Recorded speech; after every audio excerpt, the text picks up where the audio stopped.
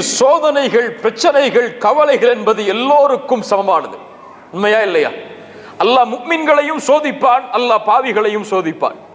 அல்லாஹ் முக்மின்களுக்கும் பிரச்சனைகளை கொடுப்பான், பாவிகளுக்கும் பிரச்சனையை கொடுப்பான். ஒருவரை அல்லாஹ் இந்த பூமியில் செல்வத்தோடு மகிழ்ச்சியோடு வைத்திருப்பதன் அடையாளம் அல்லாஹ் அவரை நேசிப்பது என்பது கிடையாது. ஒருவரை அல்லாஹ் செல்வம் இல்லாமல், வசதி இல்லாமல் சோதிப்பதன் அடையாளம் அல்லாஹ் அவரை தண்டிக்கிறான் என்பதும் கிடையாது. புரிகிறதா நான் சொல்வது?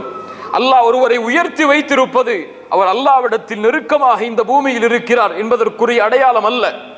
அல்லாஹ் ஒருவரை ஏழ்மையில் விடுவது அவரை அல்லாஹ் தண்டிக்கிறான் என்பதற்கும் அது அடையாளம் அல்ல.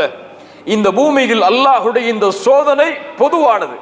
அல்லாஹ் எதை கொடுத்தாலும் சோதனை தான். இந்த பூமியில் அல்லாஹ் சுகத்தை கொடுத்தாலும் அதுவும் ஒரு சோதனை தான். இந்த பூமியில் அல்லாஹ் நோயை கொடுத்தாலும் அதுவும் ஒரு